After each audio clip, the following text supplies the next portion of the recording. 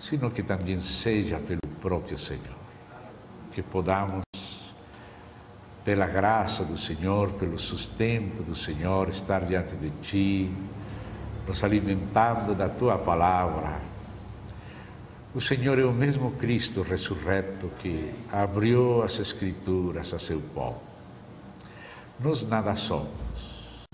Nós tiramos nossos olhos da carne e queremos fixar nossos olhos em Ti, em nosso espírito. Eleva nossos corações a Ti, para que o que hoje pela manhã podamos estar considerando seja na Tua presença e seja sustentado pelo Teu precioso Espírito.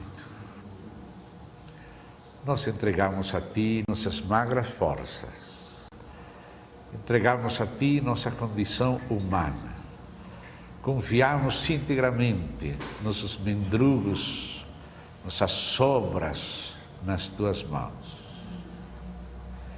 para que o Senhor possa fazer um milagre da bênção e da multiplicação. Confiamos em Ti, Senhor, porque precisamos de Ti. Não queremos agir em nosso próprio nome, nem em nossas próprias forças. Nós entregamos tudo a Ti para que o Senhor possa passar através de nós. Ajuda-nos, Senhor. Grava a Tua preciosa palavra no profundo de nosso ser. Precisamos Te conhecer, e Te conhecer pela palavra. Vivifica a Tua palavra em nosso ser, que sempre lembremos quem o Senhor é, em quem estamos fundamentados e em que posição estamos contigo, para poder suportar todos os embates de nosso inimigo. Guarda-nos de nós mesmos, de nossos pecados, de nossa carne. Guarda-nos do mundo e guarda-nos do diabo e seus demônios. Guarda-nos para Ti. Em nome de Cristo Jesus, seja com nosso espírito, Senhor. Em nome de Cristo. Amém e amém. Como ontem, pela manhã e pela noite, estivemos considerando, víamos uma espécie de panorama, onde os diferentes itens fundamentais do depósito de Deus eram vistos someramente, rapidamente. Sempre que vamos ver um desses itens, temos que lembrar que é somente um entre eles, e que juntamente com ele tem outros, que ainda que não estão sendo falados ao mesmo tempo, porque não se pode falar de tudo ao mesmo tempo, temos que falar por partes. Mas ainda assim, quando estamos só considerando um item, temos que ter presente que há também outros itens que não estão sendo considerados nesse momento, mas que são parte da realidade, que também estão aí, que também temos que ter eles presentes.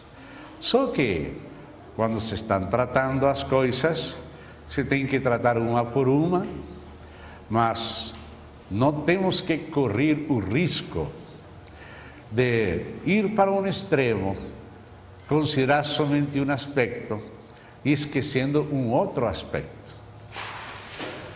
Vocês lembram como na descrição da Arca do Pacto aparecia nos dois extremos do propiciatório querubins guardiães. Os querubins, a primeira vez que aparecem na Bíblia, aparecem guardando o caminho da árvore da vida. Ou seja, que os querubins são guardiães. E na Arca do Pacto aparece um querubim no extremo e um querubim no outro extremo. Isso quer dizer que o Senhor não fala nos extremos. Ele, quando descreve a Arca do Pacto, ele disse que ali, debaixo das asas dos querubins, sobre o propiciatório, ali, naquele lugar central, ali me declararei a vós.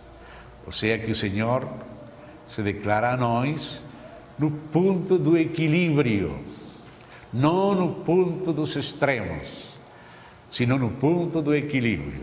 Então, às vezes precisamos ver um querubim na esquerda, num extremo, nos guardando desse extremo, mas ao mesmo tempo tem um outro querubim no outro extremo, na direita, nos guardando do outro lado também.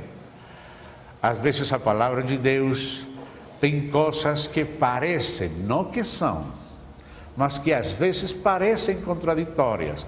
Parece que aqui fala que Deus não se arrepende, e aqui fala que Deus se arrependeu. Às vezes tem versículos que apresentam aparências contraditórias, mas não são contraditórias. Quando você entra nelas, são realmente complementares, são um equilíbrio de Deus. Então, a palavra de Deus fala, por exemplo, da divindade de Cristo, mas também fala da humanidade de Cristo. Às vezes está falando da sua essência ou natureza, e às vezes está falando da sua pessoa. Às vezes está falando da soberania de Deus, às vezes está falando da responsabilidade do homem, às vezes está falando da salvação pela fé sem as obras, e às vezes está falando do galardão pelas obras, etc, etc. Tem muitas coisas a palavra de Deus.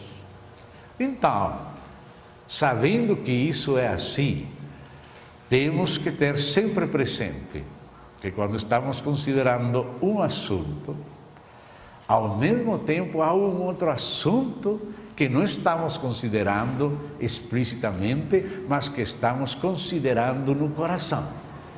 Não estamos falando de tudo, não se pode falar de tudo ao mesmo tempo, mas ainda assim falar de tudo, estamos tendo presente também esse um outro aspecto. Então, como o dia de ontem foi um dia de introduções panorâmicas, hoje precisamos descer um pouco mais da panorâmica, como quando você vê uma cordilheira que tem vários montes, todos em continuidade, e estamos olhando de plano toda a cordilheira. Agora vamos nos esquecer de muitos dos montes da cordilheira e vamos nos enfocar num primeiro monte. Mas o primeiro monte é só um deles. Tem outros também. E também temos em conta os demais. Mas não podemos falar de todos ao tempo. Assim que estivemos vendo que um dos assuntos primeiros é a Trindade. Vimos a encarnação, a expiação, justificação pela fé, ressurreição, Espírito, vida santa, o corpo de Cristo, o reino, o propósito de Deus eterno, a Nova Jerusalém. É uma panorâmica abrangente. Mas agora temos que descer a um desses pontos. Temos que descer ao primeiro deles. Temos que deter num aspecto da Trindade, só um deles. Não vamos falar de outros, mas esses outros também existem. E também temos eles em conta e no coração. Se vamos falar da divindade de Cristo, também temos que falar da humanidade de Cristo. Não seja que por se concentrar só na divindade de Cristo, você esqueça a sua humanidade. Ou quando estamos falando da sua humanidade, você esqueça a sua divindade. Me compreendem, amados? Então, isto é só uma pequena advertência para que evitemos cair nos extremos quando somente consideramos um aspecto sem considerar os demais. Agora, vamos entrar num aspecto fundamental. Lembrávamos ontem que é o que aparece no lugar central da casa de Deus, o que está lá no centro, no lugar santíssimo. lá está a arca do pacto, de ouro e de madeira de acácia, com um propiciatório acima dela. E isso nos está lembrando do Senhor Jesus Cristo, nos está lembrando das suas duas naturezas, a divina e a humana, e nos está lembrando da essência do Evangelho com a obra expiatória de Cristo. Tudo tem que começar por aí. Paulo, como víamos pela manhã ontem, começou por Cristo, sua morte e sua ressurreição.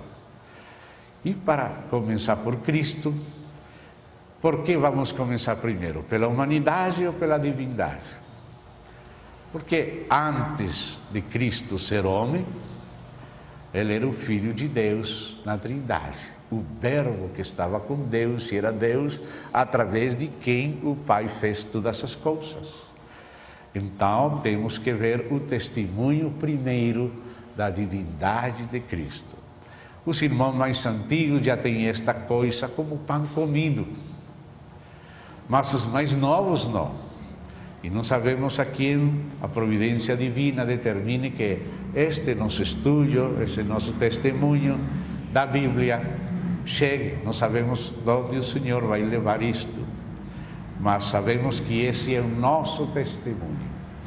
E assim como o Senhor ressuscitou e apareceu aos discípulos 40 dias e tomou as Escrituras para mostrar o que dele diziam, Ele está entre nós hoje pelo seu Espírito para tomar as mesmas Escrituras e também a nós e a outros nos mostrar que é o que as Escrituras dizem dele. Você tem que lembrar sempre estas Escrituras. Pode ser que neste momento você pense que não precisa dessas coisas, mas no momento da guerra, no momento da tribulação, no momento dos ataques do diabo no dia mau, você precisa saber quem é aquele em quem você está crendo. E aquilo não vai ser somente uma doutrina, não vai ser somente um versículo memorizado, mas vai ser a fonte da sua fortaleza. Amém? Então, vamos começar pelo próprio testemunho do Pai acerca do Filho. Vamos ver três coisas hoje pela manhã, se o tempo alcança: o testemunho do Pai, o próprio testemunho do Filho e o testemunho do Espírito acerca de Cristo enquanto a sua divindade. Isso, cada igreja precisa ter isto muito claro. Muitas igrejas temos estado falando da mesma coisa, mas não por isso podemos passar por alto esta igreja aqui. Amém? Testemunho do Pai, primeiramente, acerca do Filho de Deus. Então vamos começar abrindo a palavra de Deus naquela preciosa epístola escrita aos Hebreus, capítulo 1. Aqui nesta epístola, o Espírito Santo, por seu autor, faz um precioso contraste entre o Filho de Deus e o novo pacto, e Moisés e o antigo pacto, os dois regimes. Então começa falando do Filho. E vamos a ler desde o capítulo 1 o que se fala do Filho. Por enquanto vamos nos concentrar no primeiro capítulo. E vamos pôr muita atenção, porque às vezes nós lemos muito rápido e não permitimos ao Espírito nos tocar com a palavra de Deus. Temos que ler devagar para que o próprio Espírito possa nos tocar. Que a água não passe acima das penas como nos patos que nunca tocam neles, sino que a palavra nos toque. Amém? Tá, Hebreus 1. Vamos abrir aí. Vamos ver tudo o que está dizendo aí. Havendo Deus outrora falado muitas vezes e de muitas maneiras aos pais, pelos profetas, nestes últimos dias nos falou pelo Filho. Deus, o mesmo Deus que falou muitas vezes e de muitas maneiras aos pais pelos profetas, nestes últimos dias nos falou pelo Filho. Agora introduziu o Filho, agora vai falar do Filho, porque o tema do Evangelho é o Filho. A quem? Depois teremos que voltar aqui com mais detenimento, mas por enquanto vamos vendo que este Filho é uma pessoa, porque fala a quem. Somente as pessoas são quem, não que, quem. Então, o Filho é um quem. O Filho é uma pessoa. O Pai fala pelo quem do Filho. A pessoa do Pai e a pessoa do Filho. Hoje, agora, neste momento, não nos vamos deter, como se Deus quiser à noite, nesta pessoa. Primeiro vamos ver a essência e a natureza e depois a pessoa. Mas desde agora começo a chamar a atenção que o Filho é uma pessoa distinta do Pai, mas o mesmo Deus com o Pai. A quem? A este Filho, Deus o Pai constituiu herdeiro de todas as coisas, pelo qual o Pai, pelo Filho, também fez o universo. Então, o Filho não aparece somente a partir da encarnação. Então, a aplicação da palavra Filho não pode se reduzir somente ao homem que nasceu da Virgem Maria. O Filho é aquele homem que nasceu da Virgem Maria, mas aquele homem não começou no ventre da Virgem Maria. Essa pessoa do Filho, que chegou a ser filho do homem, já era o Filho de Deus antes da criação do mundo, porque por meio dele foi que tudo foi criado. Então diz aqui, pelo qual, pelo Filho, pelo qual, ou seja, o Pai através do Filho, o Pai com o Filho, o Pai no Filho, o Pai pelo Filho e para o Filho fez todas as coisas. Retroceda, quando escute a palavra Filho, não fique detido somente no tempo. Não pense que Filho se refere só a partir da encarnação.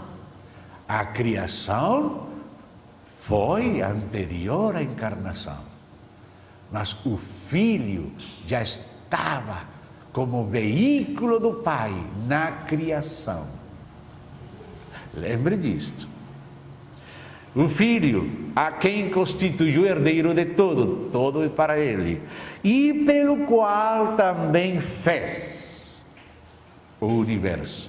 Como falava João, nada do que foi feito sem ele. Por ele, através dele, foram feitas todas as coisas.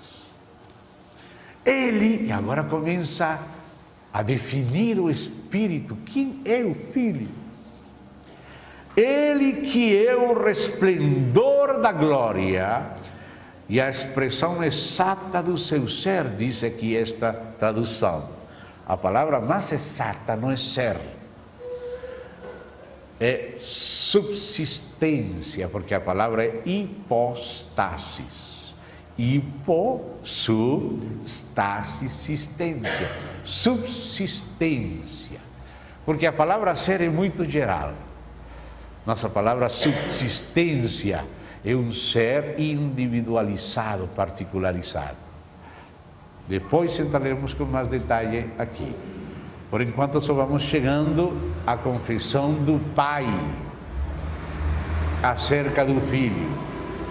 Como considera o Pai a seu Filho?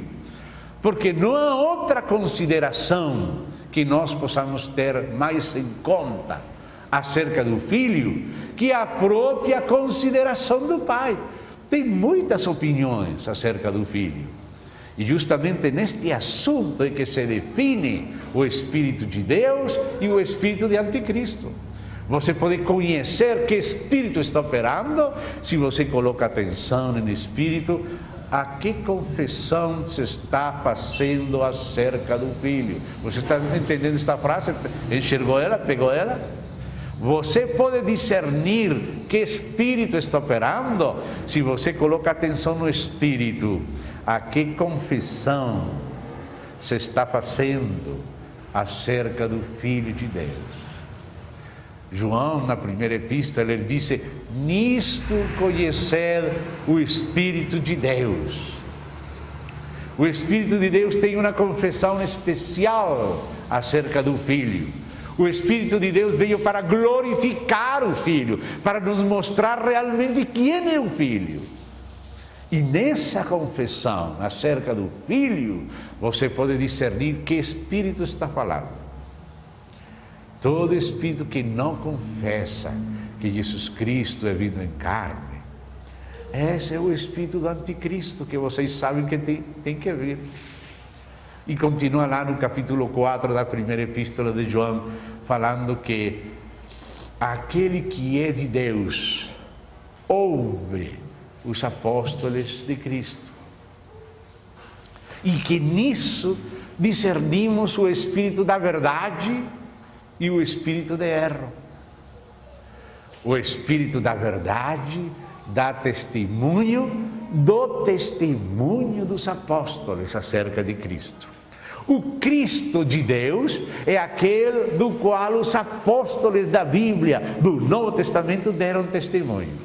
Se alguém vem falar de Cristo de maneira diferente a como falaram e está escrito no Novo Testamento dos apóstolos de Cristo, você sabe se está falando o Espírito da verdade ou um espírito de erro. Um espírito de erro vai falar de Jesus, vai falar com ele, vai colocar nele o mestre Jesus, vai falar do grande mestre, vai falar do grande Espírito, mas vai se deslizar no principal.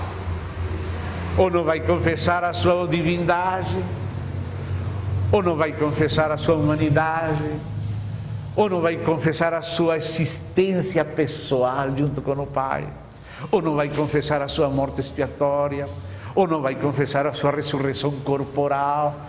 Sempre o espírito de Anticristo vai procurar apresentar um outro Jesus, um outro Evangelho e um outro Espírito.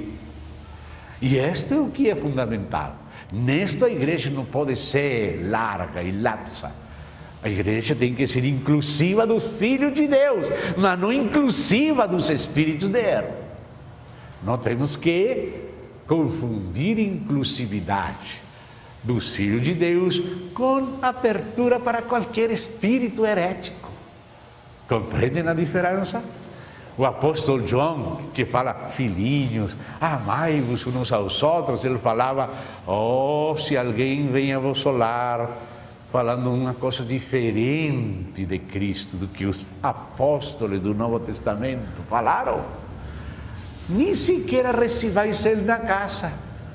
O Espírito de amor não quer que participemos com o erro, porque diz: aquele que recebe ele na sua casa está participando das suas más obras.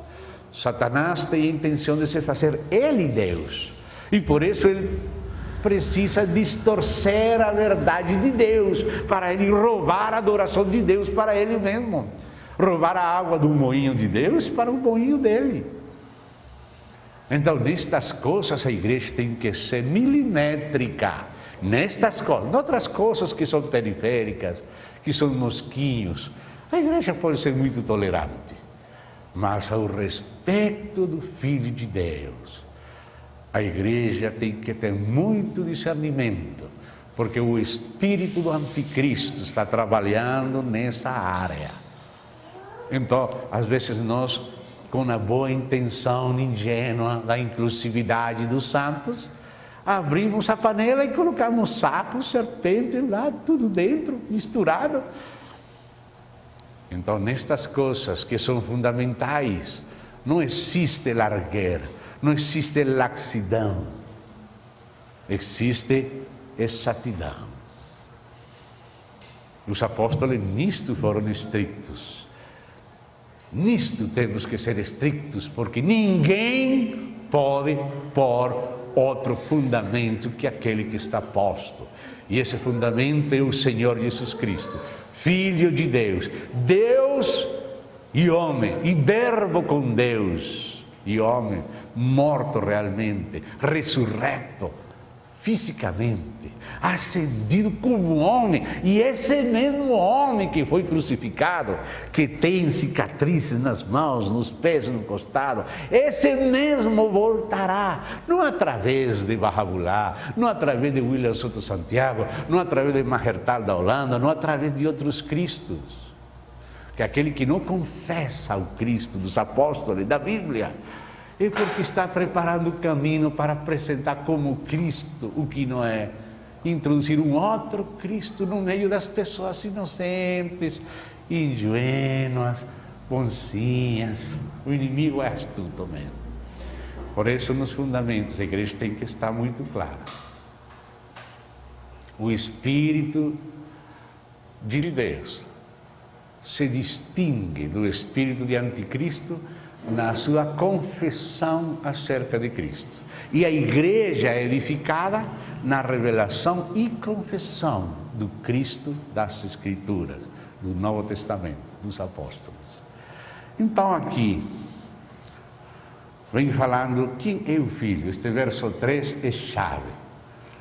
Ele, o Filho, que é o resplendor da glória e a expressão exata do seu ser, sustentando todas as coisas pela palavra do seu poder, não é somente um Cristo da terra, é um Cristo cósmico, é o Cristo da criação e da providência, da sustentação do universo. O universo é sustentado pelo Filho, porque o universo foi criado no Filho, nele, e com ele, e por ele, e para ele. Este é o grande Cristo da igreja, sustentando todas as coisas pela palavra do seu poder. Depois de ter feito a purificação dos pecados, assentou-se à direita da majestade nas alturas, tendo-se tornado, agora é enquanto homem, porque antes, enquanto Deus, não precisava se tornar, era Deus, mas tendo-se humilhado, se feito homem, e se humilhado até a morte, agora ressuscitou, ascendeu, se sentou à destra do Pai, agora enquanto homem, tendo-se tornado tão superior aos anjos, quanto herdou mais excelente nome do que eles. E agora a continuação, o que vai fazer o Espírito, através do escritor, é explicar essa última frase. Tendo-se tornado tão superior aos anjos, quanto herdou mais excelente nome do que eles. Você pode pegar todos os anjos e os mais respeitáveis deles, e Cristo herdou mais excelente nome que eles. E agora vai explicar por quê. E agora você vai ver, como dizíamos, que é o que o próprio Pai fala do Filho. Porque de quem nós vamos aprender acerca do Filho? Senão do Pai.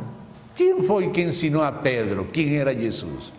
O Pai. Bem-aventurado eres Simão, porque isto não te foi revelado por carne e sangue, senão meu Pai que mora nos céus, Ele te revelou quem sou eu. Ninguém pode conhecer verdadeiramente o Filho, senão pelo Pai. Ele falou, ninguém conhece o Filho, senão o Pai. E ao mesmo tempo, ninguém conhece o Pai, senão o Filho, e aquele a quem o Filho quiser revelar. Para conhecer ao Pai, precisamos do Filho, e para conhecer o Filho, precisamos da revelação do Pai. Agora, essa revelação do Pai já saiu, da boca do Pai. O que vamos ler a continuação é o que o próprio Pai fala do Filho. Não existe outra autoridade maior para falar do Filho. Não há teólogo, não há filósofo, não há apóstolo, pai da igreja, qualquer coisa que você queira respeitar, que possa ter uma palavra mais definitiva acerca do Filho, que é a palavra do próprio Deus Pai. Quem pode falar diferente do próprio Pai? Mas aqui vamos ouvir ao Pai falando do Filho. Não existe nada maior, não existe assunto mais importante que este. Todas as demais coisas dependem desta. E isto que ele fala, diz assim: pois, verso 5, leia com atenção. A qual dos anjos disse jamais: tu és meu filho, eu hoje te gerei? A qual dos anjos Deus falou desta maneira? Ao arcanjo Miguel? Ou a Gabriel? Ou algum outro? Algum querubim, serafim? Nunca. Só do filho ele falou: tu és meu filho, ou seja, o filho de Deus.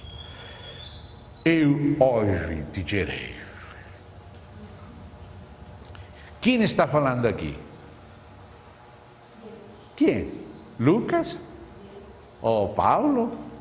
É o próprio Deus que fala aqui. É o próprio Deus. Disse: tu és meu filho. Quem está falando é o próprio Pai. E agora então disse, e outra vez. Ou seja, se não fosse o Pai que vai falar a continuação, não poderia falar outra vez. Mas se o Pai falou uma vez, pode falar outra vez. Se falou outra vez, é porque falou o Pai uma vez e agora está falando o próprio Pai de novo. Então agora continua falando quem? Aquele que falou a primeira vez, fala de novo outra vez o Pai.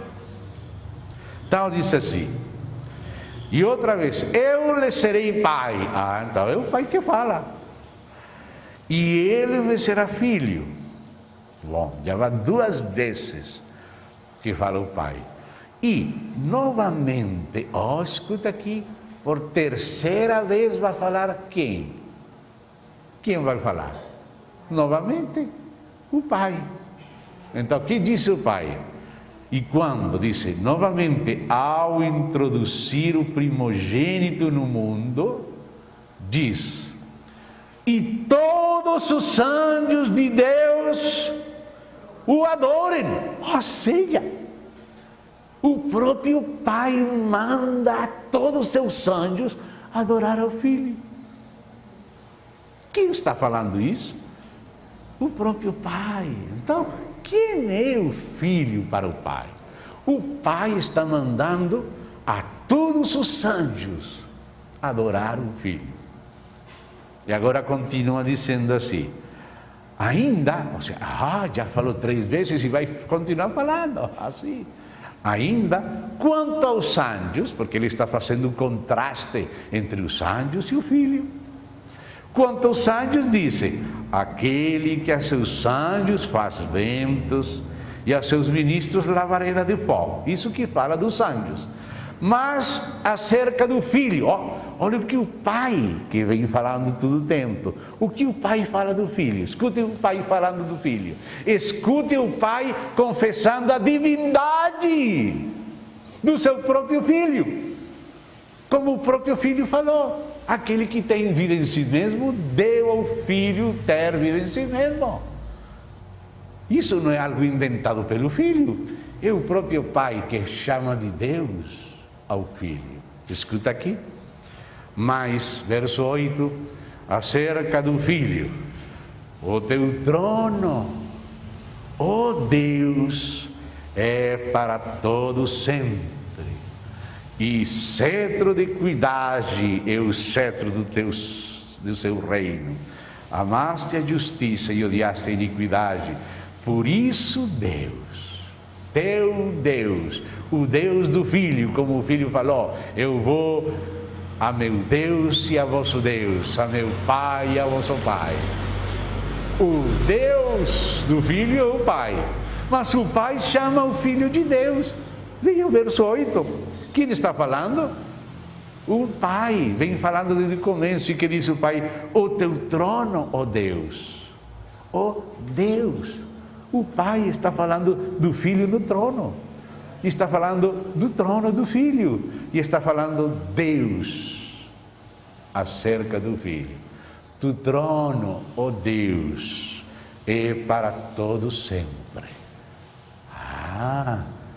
Se o próprio Pai chama de Deus o Filho, quem tem direito de dizer alguma coisa diferente? Qualquer que fale diferente vem da serpente. Vê? O próprio Pai confessando a divindade do Filho. E continua. Por isso teu Deus, o seu Pai, o Deus do Filho, teu Deus te ungiu com óleo de alegria como a nenhum dos teus companheiros. O Filho tem companheiros. Pedro, Tiago, João, os apóstolos de toda a terra, os servos de Deus, são companheiros do Filho. Mas o mais ungido dos ungidos é o ungido de Deus, o Cristo, o Messias, que quer dizer ungido por excelência de Deus. Mais que teus companheiros, ele tem a preeminência em todas essas coisas. Ainda, continua Deus falando, no princípio, Senhor, se é a confissão divina, este Senhor é o Filho, como diz naquele salmo, disse o Senhor ao meu Senhor, o Pai ao Filho, e Jesus chamava atenção a isso. Mas por que vocês dizem que o Messias é filho de Davi, se o próprio Davi lhe chama de Senhor, como está escrito no salmo, disse o Senhor a meu Senhor, o Pai ao Filho, que todos honrem ao Filho como honram ao Pai. Aquele que não recebe o Filho, não recebe o Pai. Vê? E o próprio Pai que busca honrar seu Filho. Aí começamos a conhecer a essência do amor. É alguém que não está centrado em si mesmo. O Pai faz tudo por amor a seu Filho.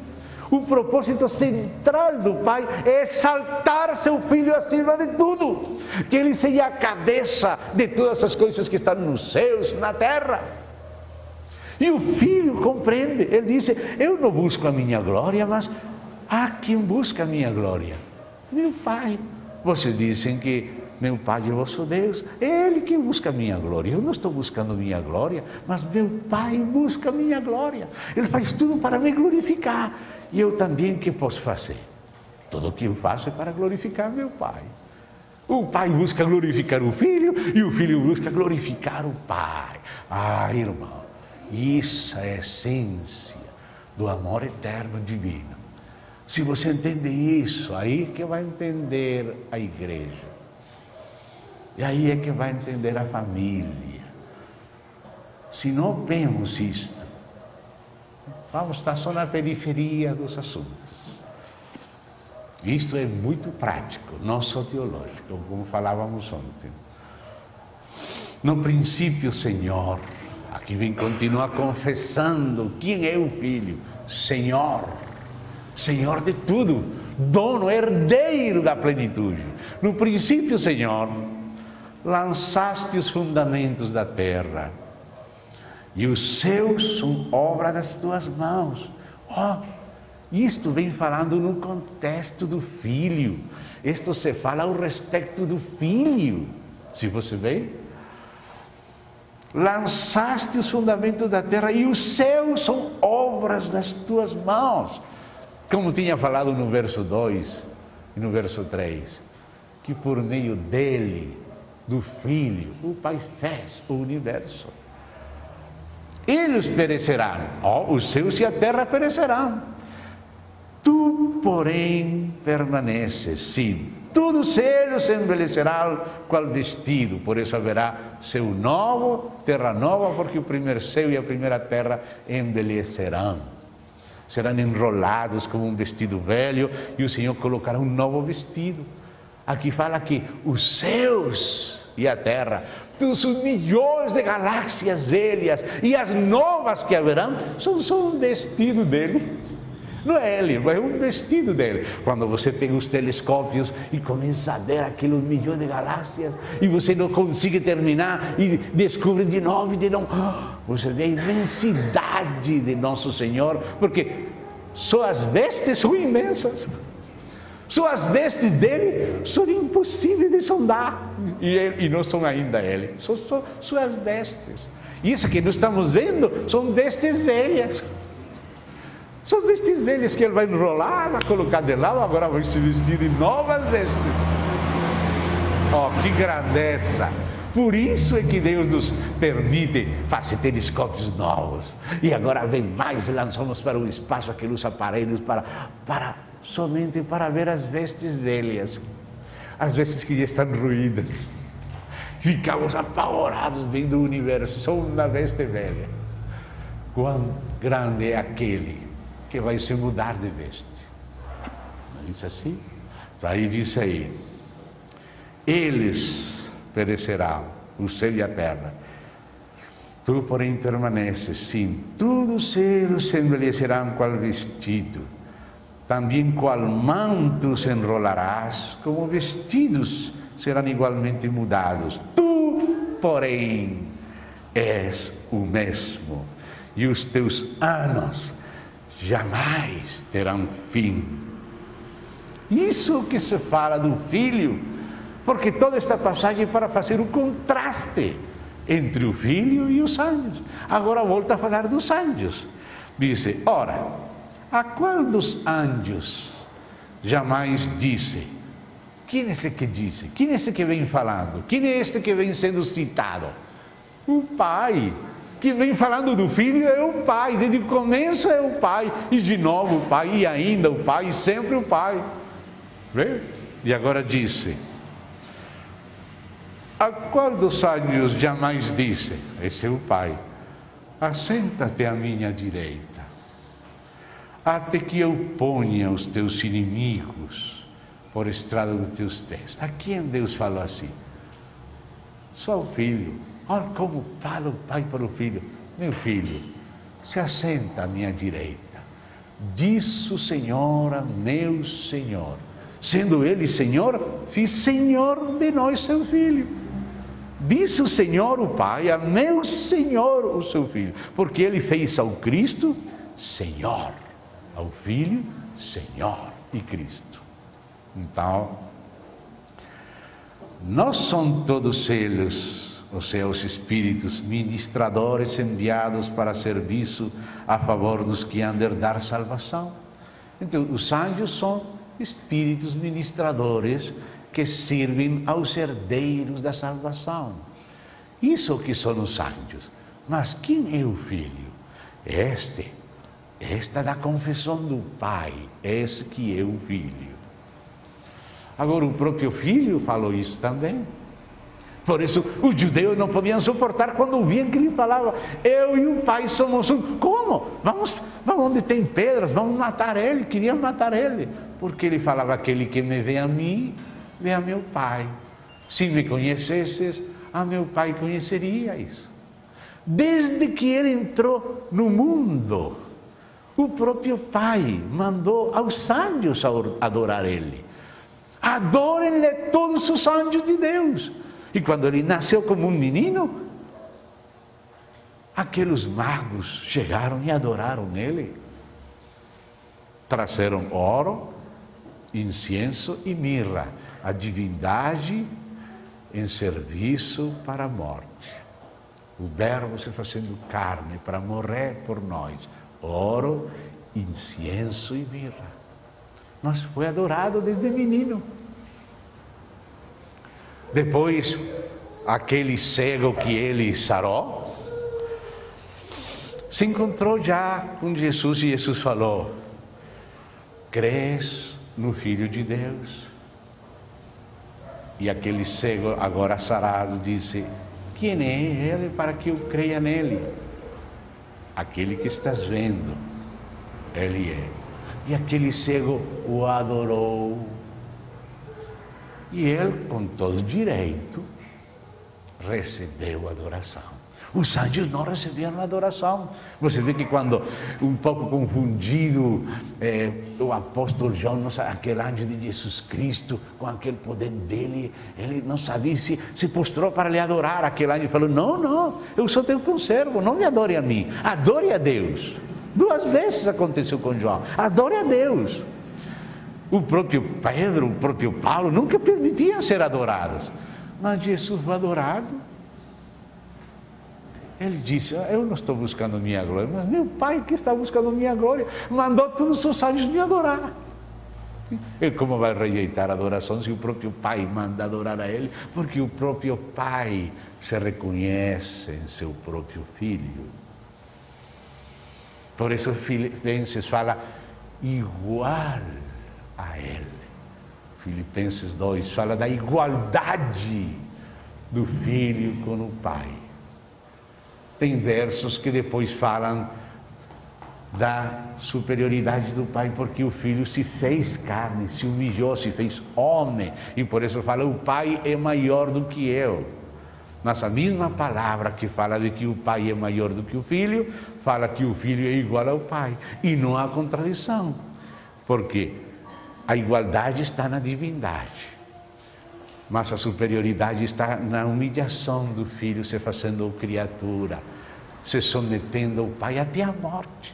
Ele não reteve de ser igual a Deus como coisa a qual se aferrar, sino que se esvaziou. De que se esvaziou? Da igualdade com seu Pai. Nisso foi que ele se esvaziou. Se esvaziou para se fazer criatura, humilde até a morte. Não pelejou nada, não pelejou, tudo contrário do diabo. O diabo não era nada e ele quis fazer. Serei semelhante ao Altíssimo, colocarei meu trono lá no monte do testemunho. Mas o Senhor sendo, se esvaziou. O inimigo não sendo, pretendeu se fazer. Vê a diferença do Filho e do Pai, que diferença total entre Cristo e o inimigo. Ele sendo, se esvaziou, Cristo. O inimigo não sendo, pretendeu. Esse é o Espírito que opera. Aquele que não é, pretende ser. Aquele que é, se esvazia. Não vai brigar, não vai se defender. Acaso não poderia pedir a meu Pai 12 legiões de anjos? Só um anjo matou 75.000 na Síria. Só um anjo. Imagina 12 legiões de anjos. Disse: eu poderia pedir a meu Pai e Ele me daria 12 legiões de anjos. Mas então, como se cumpriria a palavra que o Messias tinha que morrer pelos nossos pecados? Então ele se esvaziou. Aí, irmão, aí vamos conhecendo verdadeiramente o Filho. Como isso nos ensina. Verdade? Quando conhecemos o Filho, que vergonha seguir sendo como somos. Que vergonha seguir pelejando por rivalidades, por postos, por aparecer aqui e lá. Que vergonha! Se ele sendo, se esvaziou totalmente, deixou tudo na mão do Pai. O outro queria fazer política, para cá, política. Contratações, diz aí em Ezequiel, multidão de contratações para se fazer alguma coisa. E ele, sendo tudo, se esvaziou. Se fez pequeno, se fez como menor que os anjos, mas mandou Deus aos anjos adorar aquele menininho. Por isso lá em Apocalipse diz: eu sou o Alfa e o Ômega, o Todo-Poderoso, o princípio e o fim, aquele que esteve morto, mas eis que vive e tem as chaves da morte e do Hades. Esse é o nosso Senhor Jesus Cristo. Por isso, quando João viu, caiu como morto. O Senhor não deixou morrer, não. Não temos, João. Mas qualquer vai morrer, se ele não para. Então, este é o Filho de Deus.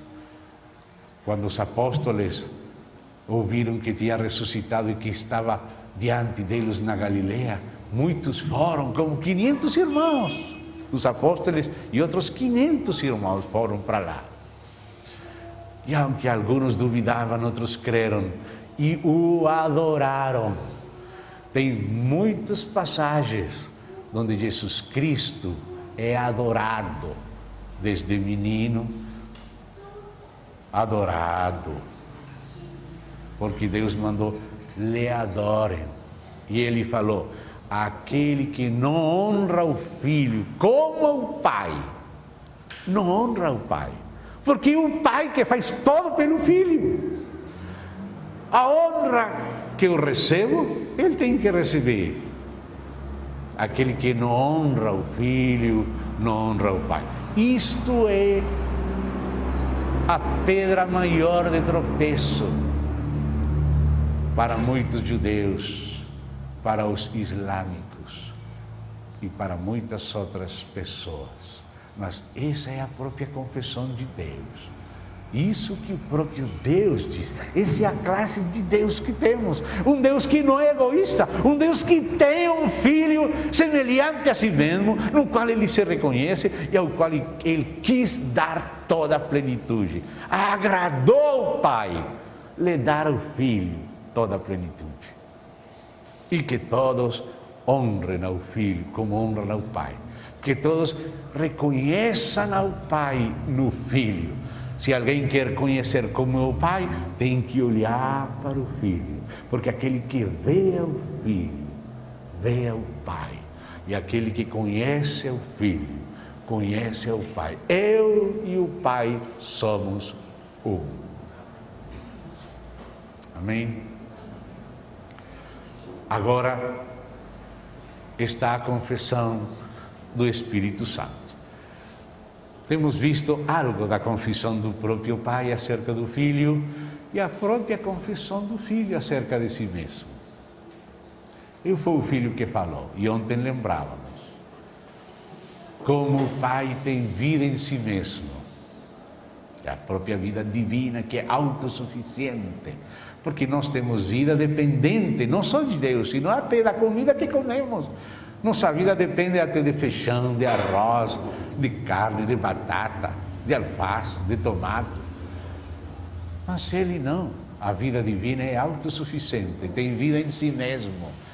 Mas como o Pai tem vida em si mesmo, assim disse João 5,26, citando a Jesus, assim deu ao Filho o ter vida em si mesmo. A mesma vida em si mesmo que tem o Pai quis que tivesse o Filho.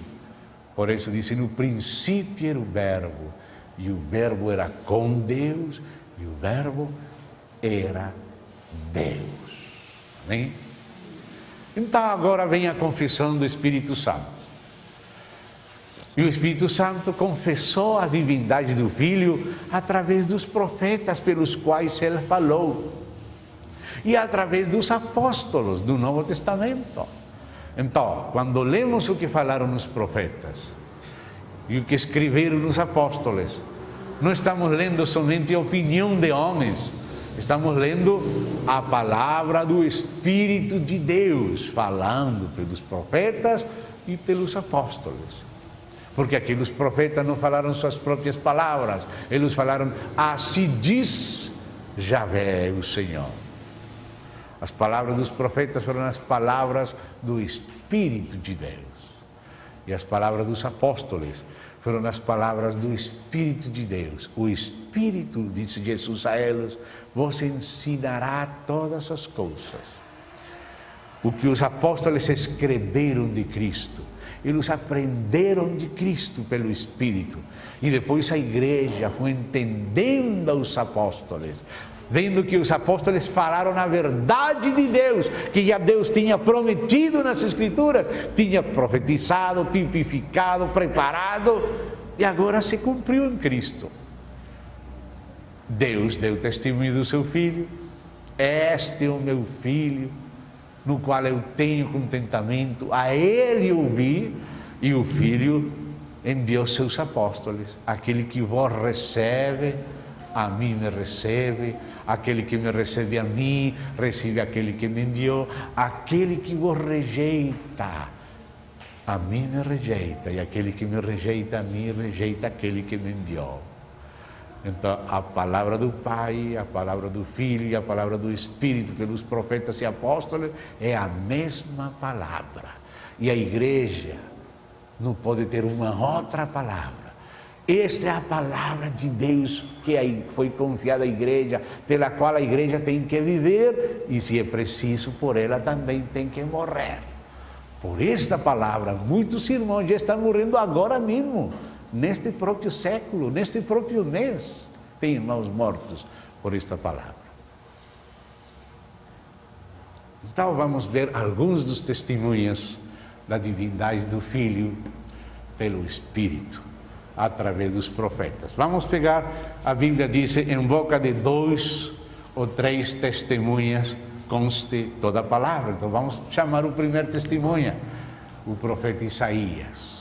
O profeta Isaías, por favor, passar para cá, como Jesus ressurreto pegou a lei, os profetas e os salmos para mostrar o que dele dizia. Então vamos ver que era o que dizia o profeta Isaías acerca do Messias. Amém? Então chegamos no capítulo 7. Capítulo 7, verso 14. Escute como falou aí o espírito de profecia pelo testemunha Isaías. Encontraram já Isaías 7,14. Portanto, o Senhor mesmo vos dará sinal. Qual é a sinal de Deus? É algo que o homem não pode fazer, porque se qualquer pudesse fazer isso, que sinal de Deus seria? Mas se o homem não pode fazer, mas Deus faz, essa é a sinal que isto é de Deus. Qual é a sinal? É esta: eis que a Virgem conceberá e dará à luz um filho, e lhe chamará Emanuel. Emanuel quer dizer conosco Deus. Quem é esse menino que vai nascer de uma virgem? Porque de qualquer mulher pode nascer um menino, mas de uma virgem é uma sinal de Deus. Deus tinha falado que a semente da mulher, não do homem, da mulher, que nasceria da mulher sem necessidade do homem, esmagaria a cabeça da serpente. Então, é este menino. Né? Como se chamaria esse menino? Quem seria? Qual é a identidade desse menino? Deus conosco. Emanuel, disso que fala Mateus, lá no primeiro capítulo do seu Evangelho. Que quer dizer Deus conosco. Conosco, Emanu, conosco. Ele, que é Deus, Ele, Elohim. Então, quem é um menino nascido da Virgem? É Deus conosco. Essa é a sinal. Deus veio a nós como um menino, através de uma virgem. Capítulo 9, verso 6, continua falando deste menino. Este testemunho de Isaías, que todos os judeus leem, e eles têm. Capítulo 9, verso 6. Estes versos Jesus mostrou ressurreto aos apóstolos, o que dele diziam os Neviim, a Torá, Neviim e Ketuvim, a lei, os profetas e os salmos. Ele mostrou isto para eles, e a partir desse ensino dele, a igreja aprendeu e tem que continuar aprendendo e continuar ensinando. Esse é o nosso testemunho cristão. Amém? Então, o que diz aí? Porque um menino nos nasceu, um filho se nos deu, o governo está sobre os seus ombros, e o seu nome será Maravilhoso, Conselheiro, Deus forte. Oh, esse menino seria o próprio Deus, vindo a nós como um menino. Por isso foi adorado. Por isso diz, quando introduziu o primogênito no mundo, mandou a todos os anjos lhe adorarem. Quem é esse menino? Maravilhoso, conselheiro, Deus forte, Pai da eternidade. O próprio Pai estava vindo através do Filho. Deus estava em Cristo, reconciliando consigo o mundo.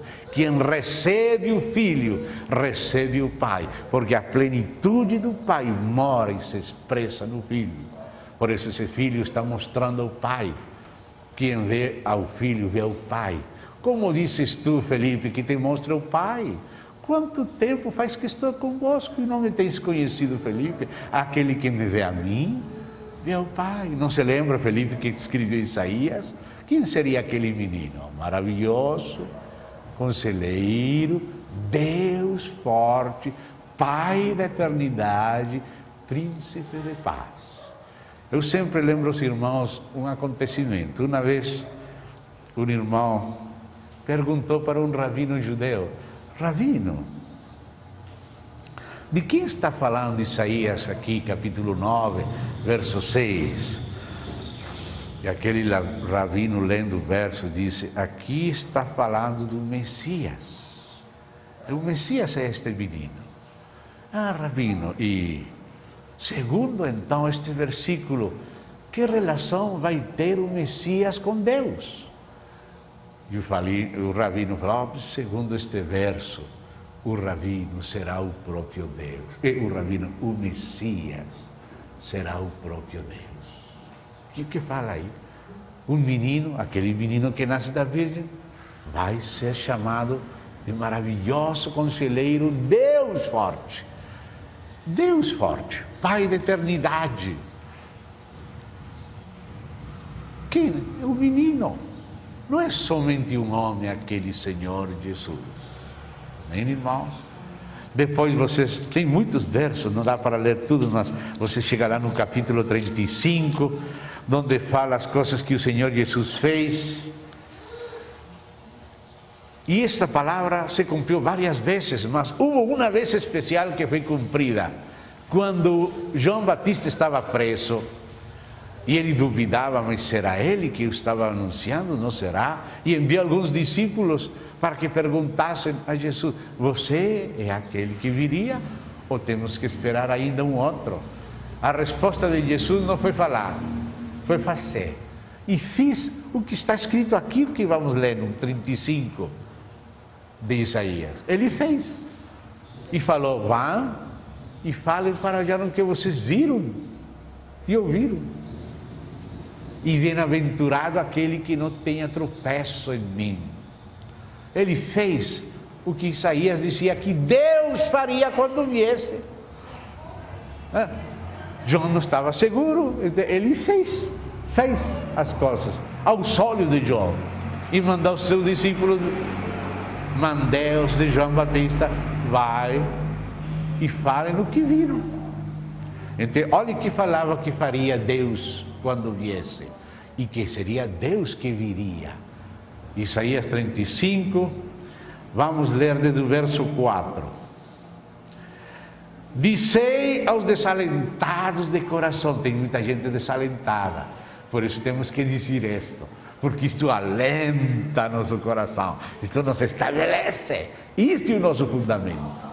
Dizei aos desalentados de coração: sede fortes, não temais, eis o vosso Deus. Aleluia! Como você pode ser fortalecido estando fraco? Eis o vosso Deus, eis o vosso Deus. A vingança vem, a retribuição de Deus.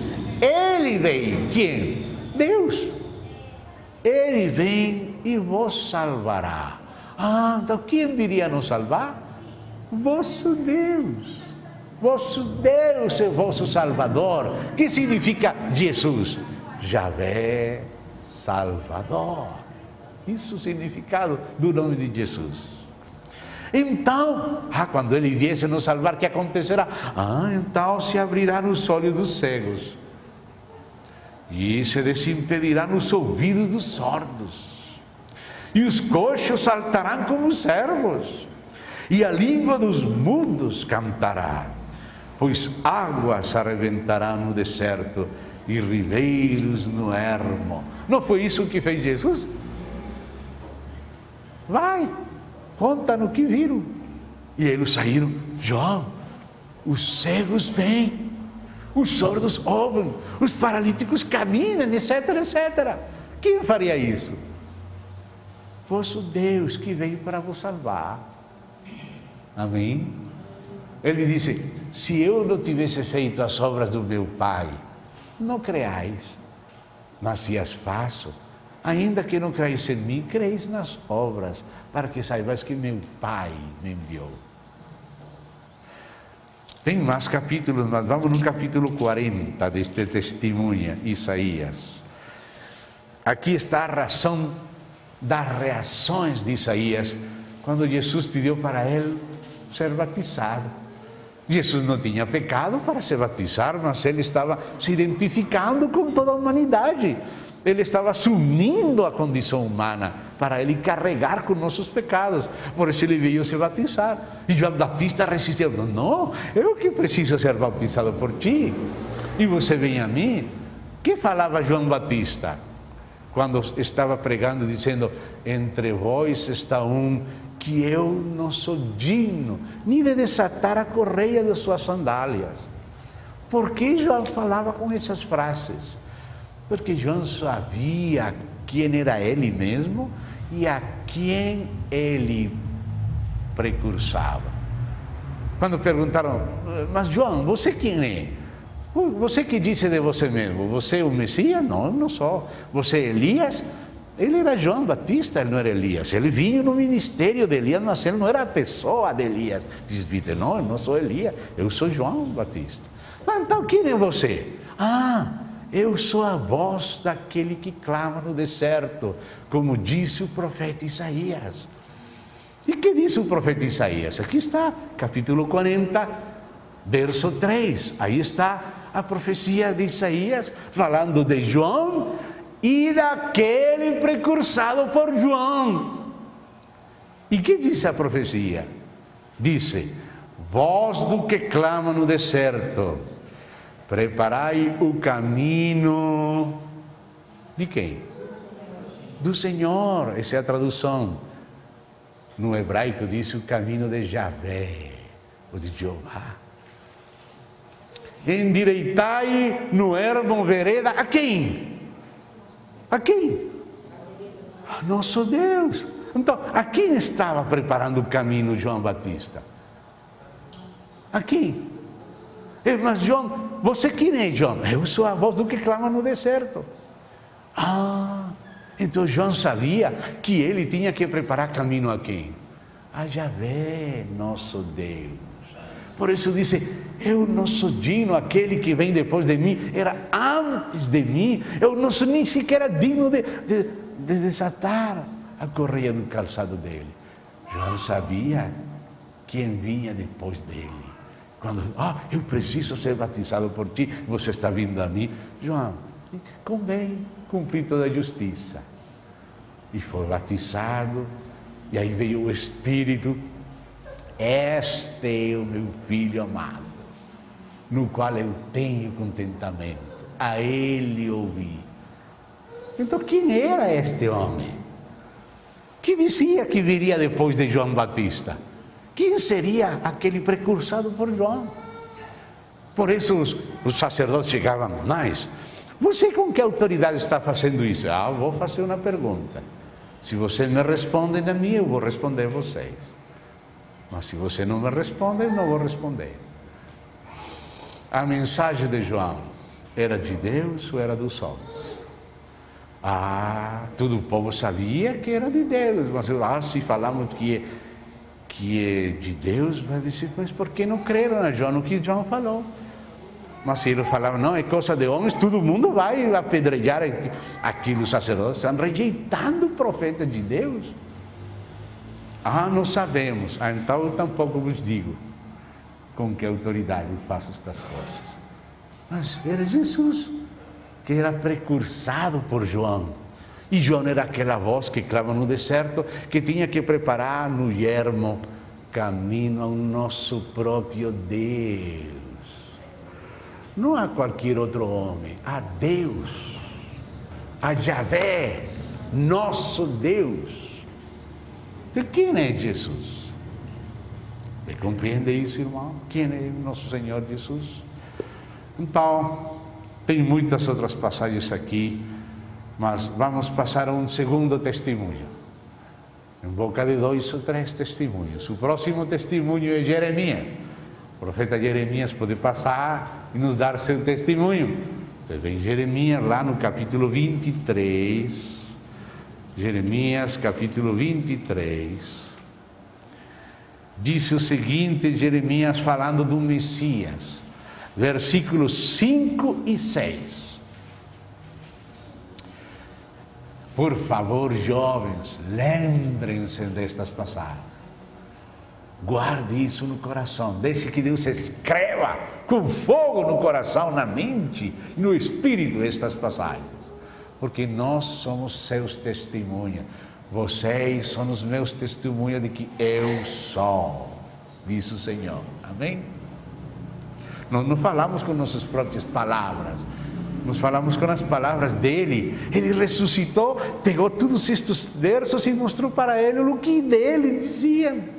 E o que está fazendo agora por seu Espírito. Então, o que diz aí? 23, capítulo 23, versos 5 e 6. Profecia de Deus. É Deus falando pelo profeta Jeremias. Eis que vem dias, disse Javé. Aí quando aparece a tradução, o Senhor, no hebraico é o próprio nome pessoal de Deus, Javé. Eis que vem dias, disse Javé, em que levantarei a Davi um renovo justo. Ou seja, o filho de Davi. Esse filho de Davi é o Messias de Israel. Levantarei a Davi um renovo justo. E rei que é, reinará e agirá sabiamente e executará o juízo e a justiça na terra. Nos seus dias Judá será salvo e Israel habitará seguro. Será este o seu nome com que será chamado: Javé Sidkenu. Olha essa frase final. Estou lendo em hebraico. Este é o seu nome com que será chamado. Quem? O Messias, o filho de Davi. Como será chamado? Javé Sidkenu. Ou seja, o Senhor é a nossa justiça. Mas quando nós ouvimos o Senhor, mas a palavra no hebraico é Javé. O nome de Deus é o nome do Messias. O Messias é Javé, se fazendo nossa justiça. Ele foi feito pecado para que nós possamos feito justiça de Deus nele. Ele é a nossa justificação. Tem algum outro na história que seja a nossa justificação? Quem que é? O próprio Deus se fez homem. O Filho de Deus, o Verbo de Deus. O Messias, o filho de Davi. Ele é Javé, nossa justiça. Se vê? Muito importante isto. Irmão, estamos no Antigo Testamento, mas você está vendo o Novo Testamento aí escondido. O Novo Testamento escondido no Antigo. Amém? Bom, vamos chamar outro testemunho aí. Que vem Ezequiel então. Que vem o profeta Ezequiel. Vamos aí no capítulo 1 de Ezequiel. Em outros contextos e com outros irmãos temos lido esta passagem para compreender o alto chamamento do homem. Mas agora vamos ler esta passagem só para compreender quem é o Filho do Homem. Quem é o Filho do Homem? Então, Ezequiel capítulo 1, verso 26 a 28. No outro contexto, leremos este verso para outra coisa. Mas agora estamos lendo para identificar quem é o Filho do Homem, quem é o Senhor Jesus. Então diz assim, capítulo 1, verso 26 a 28. Por cima do firmamento que estava sobre as suas cabeças, havia algo semelhante a um trono. Um trono acima do firmamento, acima das cabeças dos querubins, como uma safira. Sobre esta espécie de trono estava sentado uma figura semelhante a um homem. Este é o protótipo escolhido por Deus para fazer o homem, que chegou a ser o Filho do homem, o Senhor Jesus. Mas antes de ser homem, quando Deus falou, façamos o homem à nossa imagem, conforme a nossa semelhança, esta que é a imagem e semelhança de Deus, protótipo para ser feito o homem.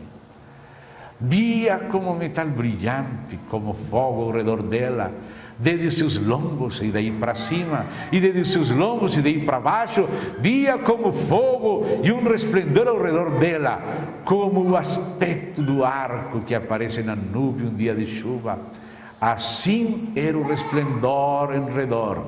Agora diz, esta era a aparência, diz esta tradução. Outra diz, a semelhança da glória de Javé.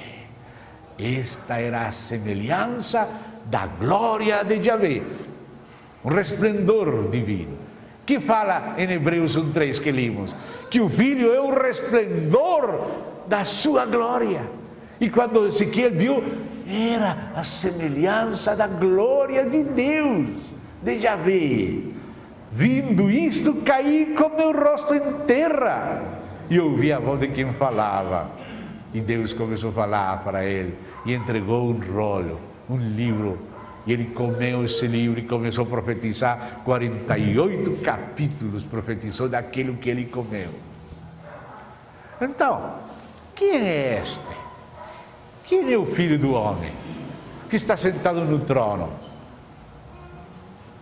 A resplendor da sua glória, a semelhança da glória divina. Esse é o Messias. É homem, mas não somente homem, é Deus. É Deus, mas não somente Deus, é homem. Amém? Glória a Deus. Falou que em boca de 2, 3 testemunhas, consta toda a palavra, já chamamos 3, Isaías, Jeremias, Ezequiel, mas se alguém quer sobremesa, vamos pegar Zacarias. Zacarias pode passar, se alguém não está satisfeito. 3 testemunhas, vamos um quarto. Zacarias, vamos o profeta Zacarias.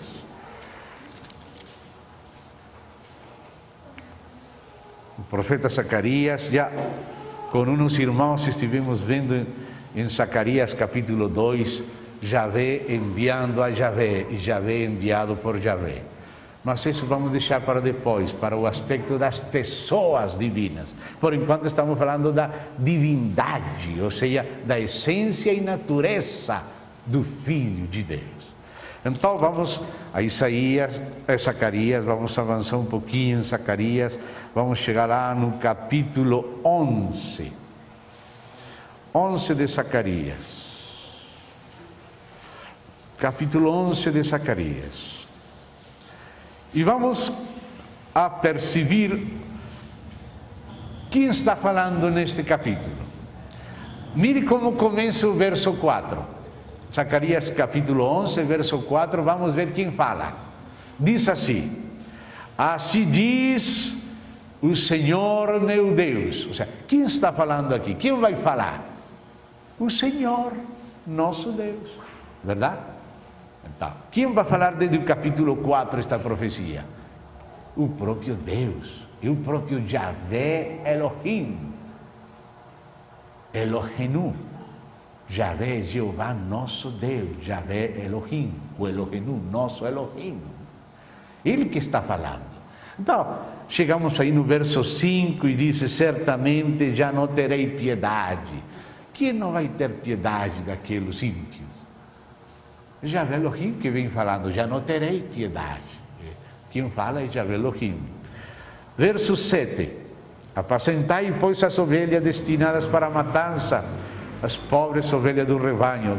Tomei para mim, esse mim é Javé Elohim que vem falando, 2 varas. Uma chamei graça e a outra união, e apacentei as ovelhas. Quem vem falando aí? Javé Elohim, vem falando toda a passagem. Chegamos no verso 9. Então disse eu, quem é este eu? Não vos apacentarei. Este eu é Javé Elohim que está falando. Deus que vem falando desde o começo. E chegamos no verso 10. Tomei a minha vara graça e a quebrei, para anular a minha aliança. Quem é este que fala? Minha aliança. É Deus. Javé Elohim vem falando toda a passagem. Agora chegamos no verso 12 e 13, e coloque atenção como fala Javé Elohim, como fala o próprio Deus. E diz assim: eu lhes disse, quem é este eu? O Deus que vem falando toda a passagem. Que disse Deus? Se vos parece bem, dai-me o meu salário, e se não, deixai-o. Pesaram, pois, por meu salário 30 moedas de prata. Quem foi vendido por 30 moedas de prata? O Senhor Jesus. Mas quem disse aqui que seria vendido? Quem que veio falar? O próprio Deus falou: dá-me meu salário, disse Deus. E me deram 30 moedas. E agora disse Deus: então o Senhor me diz, Javé, aí quando disse Senhor, é Javé me diz: arroja isso ao oleiro, esse magnífico preço em que fui avaliado por eles. Quem fala isso? Javé. Javé foi vendido por 30 moedas de prata. Porque quem vem falando toda aquela passagem é Javé. Se dá conta? Então, quem era o Senhor Jesus? O próprio Javé, o próprio Deus feito homem. Se dá conta? E agora podemos passar para o capítulo 12. Capítulo 12. Vamos ir vendo quem vai falando também. Assim como fizemos no 11, vamos fazer no 12.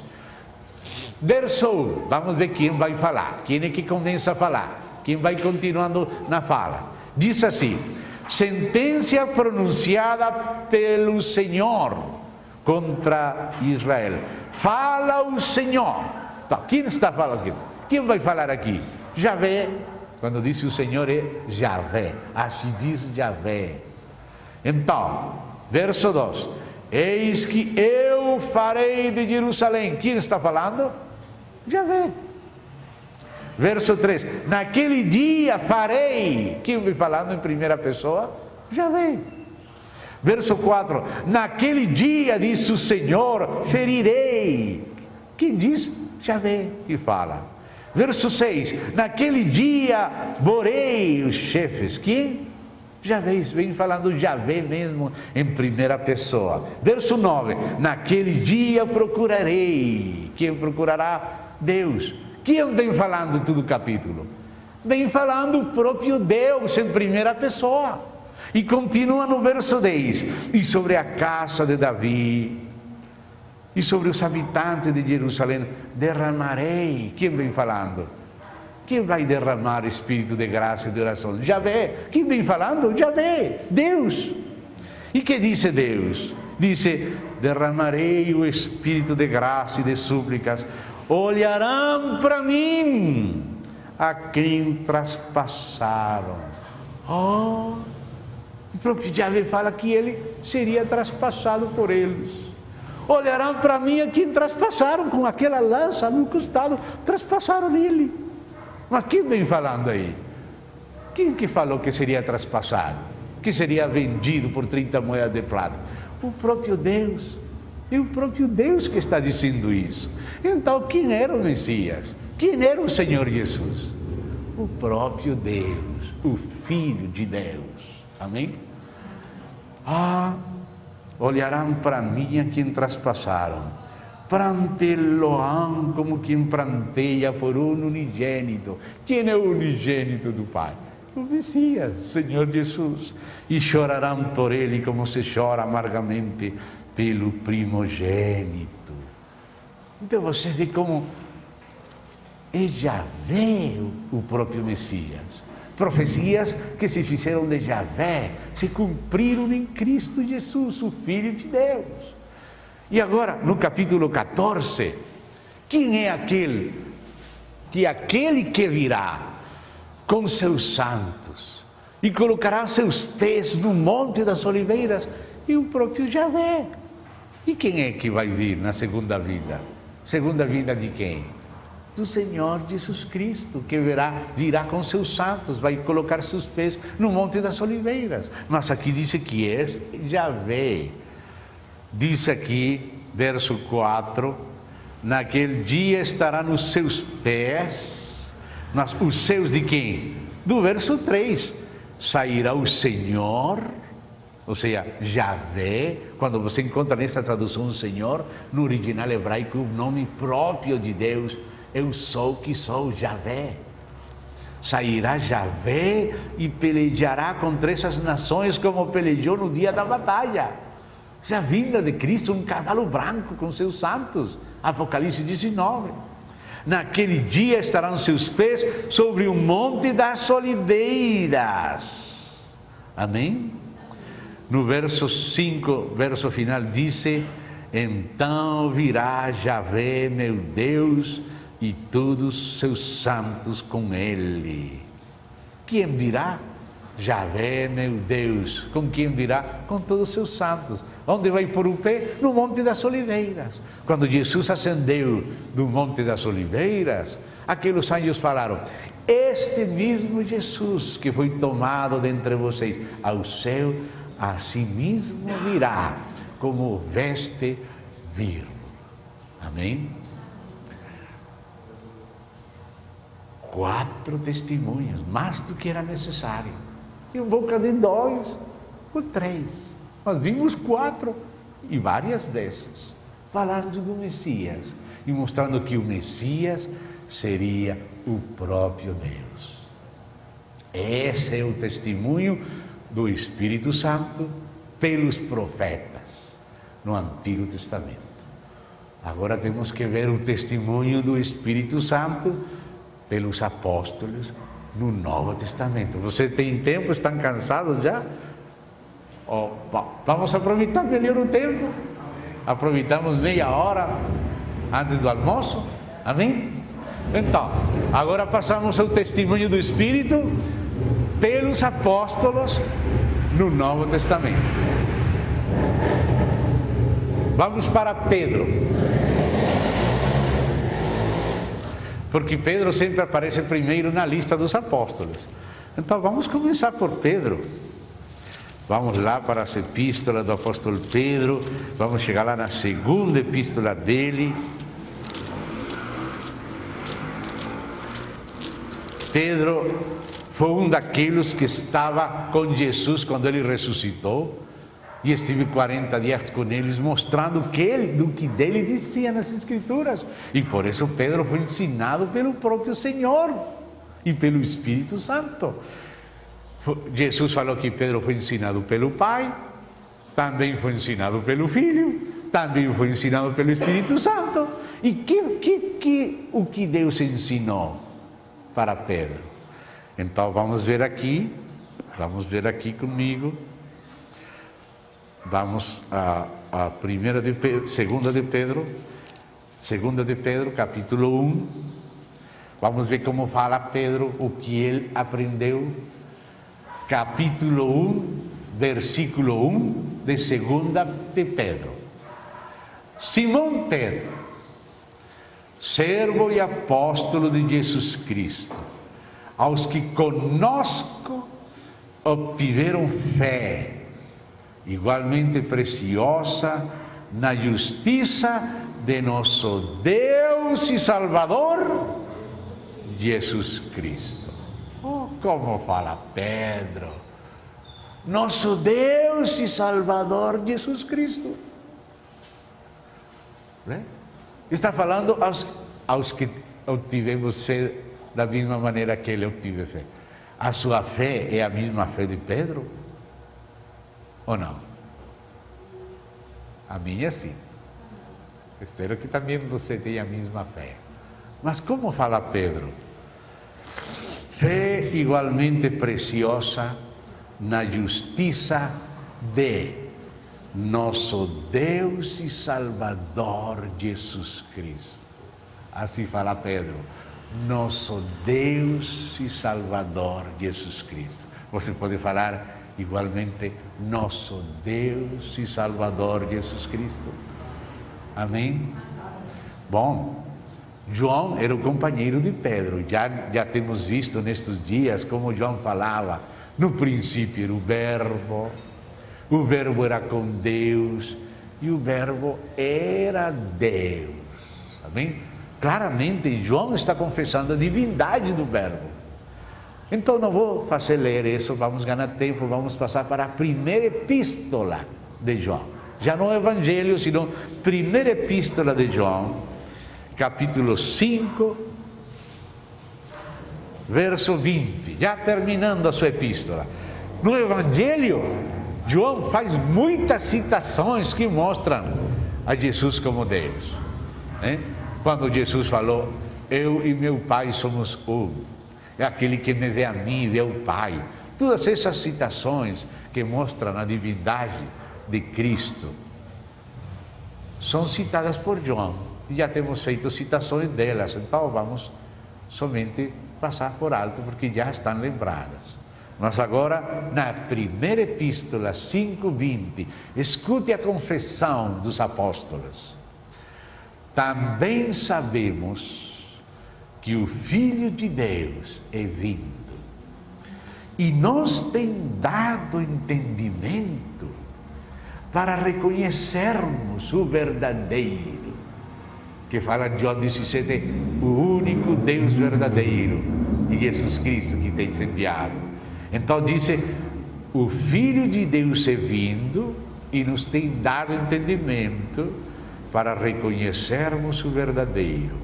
E estamos no verdadeiro, em seu Filho Jesus Cristo. Este é o verdadeiro Deus e a vida eterna. Ai, irmão, que clara confissão! Que confissão clara! O Filho de Deus veio para nos mostrar, conhecer o verdadeiro, aquele que me vê, aquele que me enviou. E onde que estamos? Estamos no verdadeiro, estamos em Deus, no Pai e no Filho. Este, seu Filho Jesus Cristo, este é o verdadeiro Deus, porque Jesus Cristo veio nos mostrar Deus. A Deus ninguém viu jamais, o unigênito Filho que está no seio do Pai, Ele o declarou. A revelação de Deus é o Filho de Deus. Este é o verdadeiro Deus e a vida eterna. A vida que estava com o Pai, a vida eterna que estava com o Pai, se nos manifestou. E a temos visto, cheio de graça e de verdade, unigênito do Pai. Então, João é muito claro. Vamos pegar um terceiro apóstolo dos 12 apóstolos. Vamos pegar o apóstolo Tomé. Tomé, aquele que muitos chamam de incrédulo, foi o primeiro dele de chamar Senhor meu e Deus meu. Você lembra? Isso está no final do Evangelho de João, capítulo 20. Vai para lá, Evangelho de João, capítulo 20. Aí estamos chegando já no final desse precioso Evangelho. E aí vem no verso 26 até 29. João 20, versos 26 até 29. Passados 8 dias, depois que Jesus tinha se aparecido, ressurreto os apóstolos, mas João também não estava. Passados 8 dias, estavam outra vez ali reunidos os seus discípulos e Tomé com eles. Mas Tomé tinha falado, eu não vou crer, se eu não coloco meu dedo nas suas chagas, minha mão no seu costado, não vou crer que ele ressuscitou dos mortos. Então agora apareceu Jesus, Tomé não estava vindo ele, pensou que ninguém estava ouvindo ele, fora deles lá. Estando as portas trancadas, em tranqueiras, trancadas, veio Jesus, pôs-se no meio e disse-lhes: paz seja convosco. E logo disse a Tomé: põe aqui o teu dedo e vê as minhas mãos. Chega também a tua mão e põe-na no meu lado. Não sejas incrédulo, mas crente. Respondeu-lhe Tomé: Senhor meu e Deus meu. Disse-lhe Jesus: porque me viste, Cristo, bem-aventurados os que não viram e creram. Você não viram, eu não vi, mas nós cremos. Bem-aventurados os que não viram e creram. 3 testemunhas dentre os 12: Pedro, João, Tomé. Mas vem o postre, Paulo, o apóstolo Paulo, que não foi dos 12, mas foi apóstolo dos gentios, edificador do corpo. Então vamos para Paulo, vamos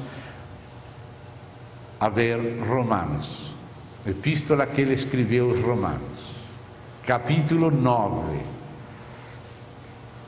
Paulo escrevendo os Romanos, capítulo 9. Muitas pessoas vão chegar na sua casa para pregar a Bíblia e para negar a divindade de Cristo. Ontem lembrávamos os chamados de testemunho de Jeová. Todos estes versos você precisa mostrar para ele, porque o diabo está lutando contra a divindade de Cristo. Chegando nas casas, muita gente chegando nas casas para falar que Jesus não é Deus. Por isso isto é fundamental. Então, capítulo 9, verso 5. Disse Paulo: deles, ou seja, dos israelitas, são os patriarcas, e também deles descende o Cristo, segundo a carne, o qual é sobre todos Deus, bendito para todos sempre. Amém. Como fala Paulo? Dos israelitas veio o Cristo. Mas quem é o Cristo? Segundo a carne, dice o qual, ou seja, o Cristo que veio em carne, é sobre todos Deus bendito para todos sempre. Então, quem era o Messias? Era o próprio Deus que veio em carne. Se dá conta? O Filho de Deus. Um verso mais de Paulo, na epístola que ele escreveu a Tito. Vamos àquela carta entre obreiros, como Paulo fala para Tito. Epístola de Paulo a Tito, capítulo 2, verso 13. E você vai ver como Paulo fala do mesmo jeito que Pedro. A confissão de Pedro é a mesma de Paulo. Diz assim, capítulo 2 da carta a Tito de Paulo, verso 13. Disse Paulo: aguardando a bendita esperança e a manifestação da glória de nosso grande Deus e Salvador, Cristo Jesus. Você vê como fala Paulo também? Como falava Pedro, nosso grande Deus e Salvador, Jesus Cristo. E agora Paulo que disse: aguardando a bendita esperança e a manifestação da glória de nosso grande Deus e Salvador, Cristo Jesus. Depois teríamos que acrescentar Lucas, que escreveu Hebreus. Nós já começamos por Hebreus, porque Lucas cita o que o Pai disse do Filho. Depois vimos o que o Filho disse de si mesmo. E o que o Espírito Santo, no Antigo Testamento pelos profetas e no Novo Testamento pelos apóstolos, falam acerca da divindade de Cristo. Então, amados, qual é a fé da igreja? Não pode ser diferente. A igreja não pode falar diferente de Deus, de Cristo, do Espírito, da Bíblia, dos profetas, dos apóstolos. Nossa fé é a fé deles. Espero que essa seja a fé da igreja em Tapejara, que essa seja a fé da igreja lá em Ibiporã, em Cianorte, a igreja lá em Paranavaí, as igrejas do Paraná. Amém? Essa é a nossa fé. Estes tempos, muita gente, como ondas gigantes de tsunami, tem se levantado com hostilidade contra a fé da igreja. Constantemente estão morrendo irmãos, está havendo perseguições. E essa é a nossa fé. Se o inimigo levantou suas ondas, o Senhor também levanta a bandeira contra ele. Por isso, a igreja tem que estar fundamentada nesta fé. Agora você está tranquilo, nós sabemos o que vai acontecer. Daqui a pouco, se aprovam aquela lei contra a Bíblia para defender os homossexuais, lutando contra a consciência dos crentes, a própria Bíblia vai ficar um livro condenado pela Constituição e pela lei do Brasil. Porque eles vão seguir os homossexuais e vão ter que repudiar a Bíblia. Quando comece a repudiar a Bíblia, vão começar a repudiar os crentes. Porque o diabo não quer saber nada de Deus e da Bíblia. E ele sabe como trabalhar. Ele está trabalhando, preparando a perseguição contra os crentes e contra a Bíblia. Por isso a igreja tem que conhecer a identidade do seu testemunho. E a primeira coisa é trindade. E para entender trindade, temos que ver a divindade do Filho juntamente com o Pai. Tem outras coisas também. Não se esqueça que ele também é homem. Não se esqueça que também a palavra de Deus fala da sua humanidade, da sua pessoa personal, distintiva em relação com a pessoa do Pai. Mas não estamos falando tudo ao tempo, senão por pedaços. Mas ainda o que não falamos também está sendo considerado. Depois falaremos de outra coisa, já não precisaremos falar desta, mas ainda assim falar desta, estará esta presente.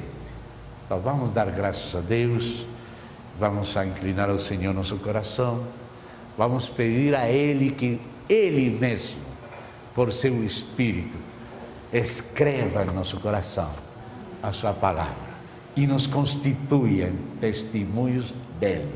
Amém? Amém? Querido Pai, agradecemos a Ti esta preciosa ocasião que nos deste para considerar estas coisas que o próprio Senhor ressurreto e outras também considerou com seus apóstolos, o que de Ti dizia na Torá, nos nevinos que Tu vimos. Rogamos, Senhor, que o Senhor prepare e fundamente a sua igreja para um testemunho fiel, que conheçamos em quem temos crido, qual é a base de nossa vida e testemunho. Em nome do Senhor Jesus. Amém e amém. Obrigado, amado.